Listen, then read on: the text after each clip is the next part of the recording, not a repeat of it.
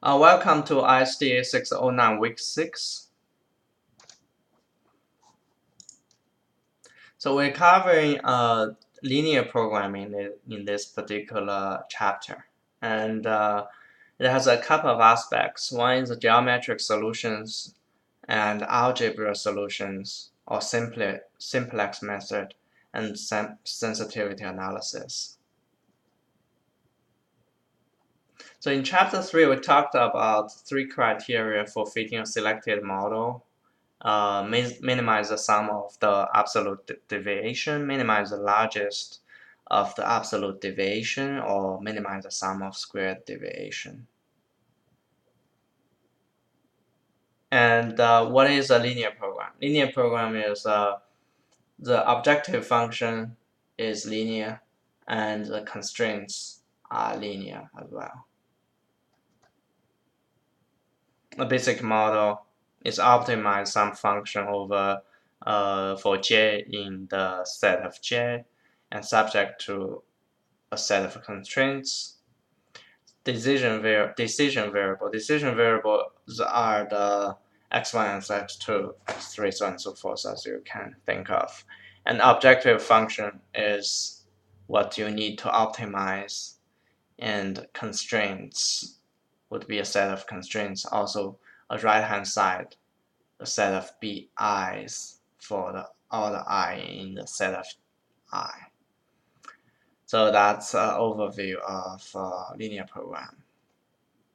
Overall overview of optimization in general. If the objective function and the constraints are linear, then it's a linear program. So these are some breakdowns of the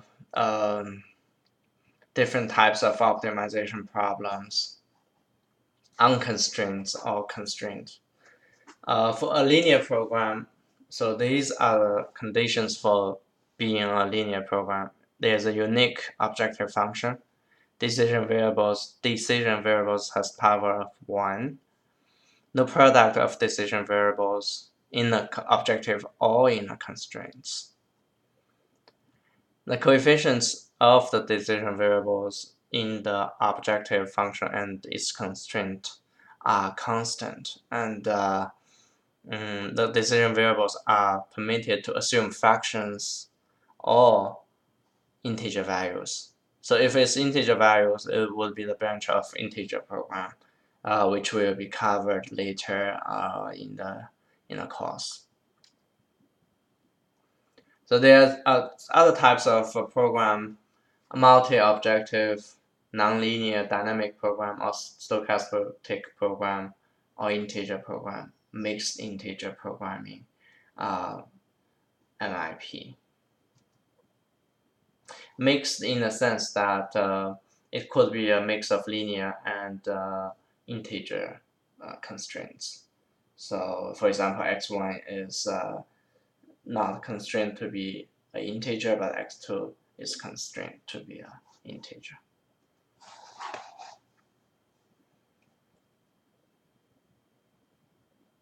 So here is an example. If yj can only take either 1 or 0, then it's an integer optimization problem.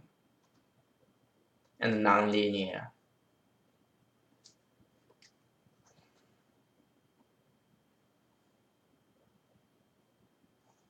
Nonlinear in the sense that k itself is a function and x1 is the decision variable.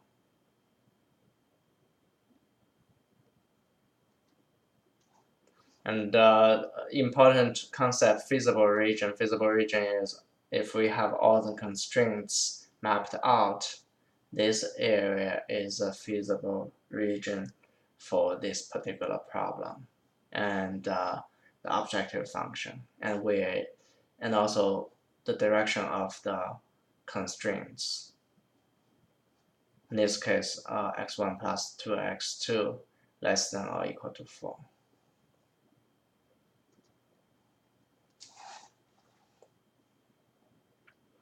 Geometric solutions, if we change the objective function if we move the objective function parallel shift got to this point, this is the objective function maximized, and this is the objective function minimized.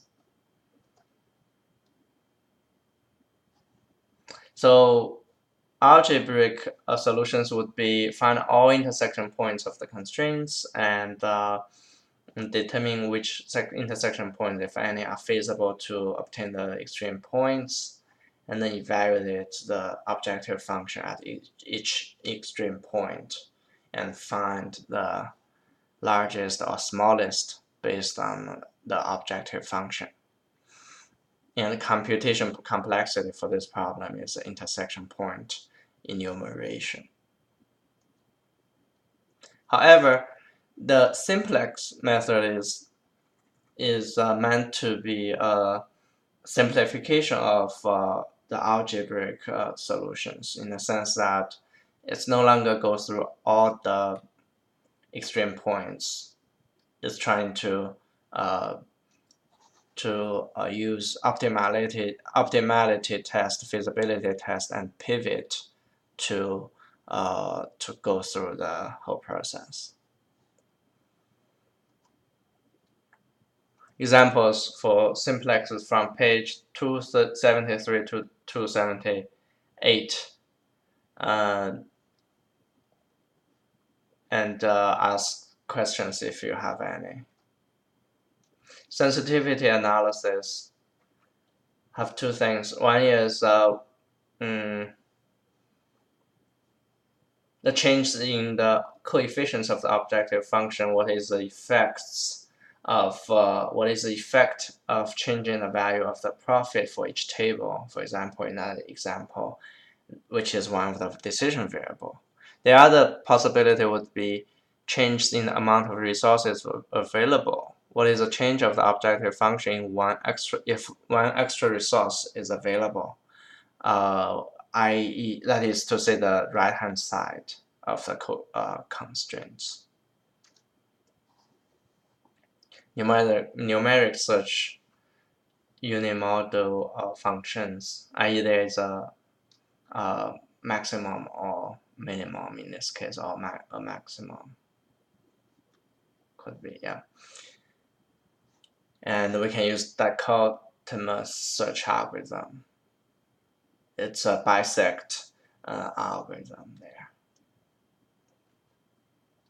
Or it could be golden section search method,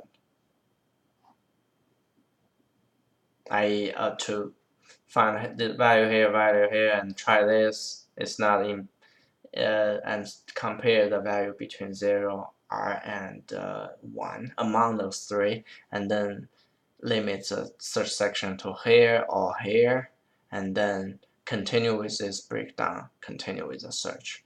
Dichotomous search itself is find the value of midpoint value of so essentially it's a bisect algorithm, meaning look at the value of A and value of B, and then find the midpoint of A and B, and then compare among those 3 points, and then try to narrow down the search range area. Continue, so on and so forth. Homework for the chapter. Thank you.